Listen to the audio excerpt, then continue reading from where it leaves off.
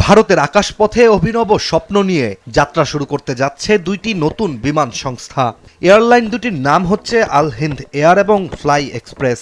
সম্প্রতি দেশটির civil aviation নতুন এই দুই প্রতিষ্ঠানকে নো অবজেকশন সার্টিফিকেট অনুমোদন দিয়েছে। তবে আকাশে উড়াল দিতে যাওয়া এই দুই প্রতিষ্ঠানের মধ্যে সবচেয়ে বেশি আলোচনা সৃষ্টি হয়েছে কেরালার প্রখ্যাত আল হিন্দ গ্রুপের আল হিন্দ এয়ারকে নিয়ে। আল হিন্দ এয়ার নিয়ে তৈরি হওয়া আলোচনার পেছনে আসল কারণ হচ্ছে একজন ব্যক্তি, যিনি আল হিন্দ গ্রুপের প্রতিষ্ঠাতা ও চেয়ারম্যান মোহাম্মদ হ্যারিস। তিনি মূলত কৌশলগতভাবে এই কোম্পানিকে একটি ছোট ট্রাভেল এবং ট্যুর অপারেটর থেকে আন্তর্জাতিক পর্যটন ও ট্রাভেল জায়ান্টে পরিণত করেছেন। এবার আল হিন্দ এয়ারের মাধ্যমে ভারতের কেরালার কোজিকোডে জন্ম নেয়া এই মুসলিম হ্যারিসই দেশটির আকাশযাত্রাকে নতুন মাত্রা দিতে চলেছেন। ভারতের একাধিক গণমাধ্যমের তথ্য অনুযায়ী দেশটির ভ্রমণ ও পর্যটন সেক্টর নিয়ে মোহাম্মদ হ্যারিসের অভিজ্ঞতা বিস্তৃত।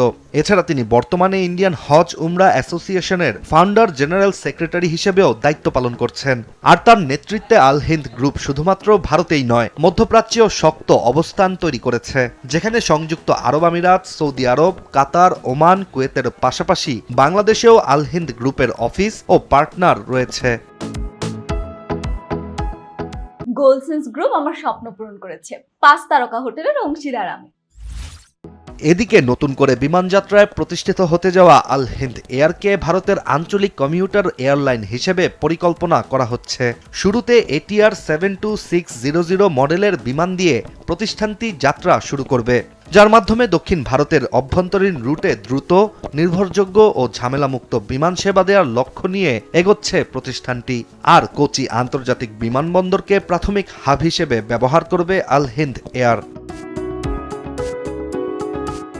বিশ্লেষকদের মতে আল হিন্দ এয়ারের আত্মবিশ্বাসী পরিকল্পনা এবং মোহাম্মদ হ্যারিসের নেতৃত্বের কারণে এটি দ্রুতই দক্ষিণ ভারতের আকাশপথে সেবার নতুন মানদণ্ড আর এটিআর 72600 মডেলের বিমানগুলো দিয়ে আঞ্চলিক সংযোগ, প্রতিযোগিতামূলক ভাড়া এবং যাত্রীদের সুবিধা নিশ্চিত করে ভারতের আকাশপথে এক নতুন অধ্যায়ের সূচনাও ঘটাতে পারে আল হিন্দ এয়ার।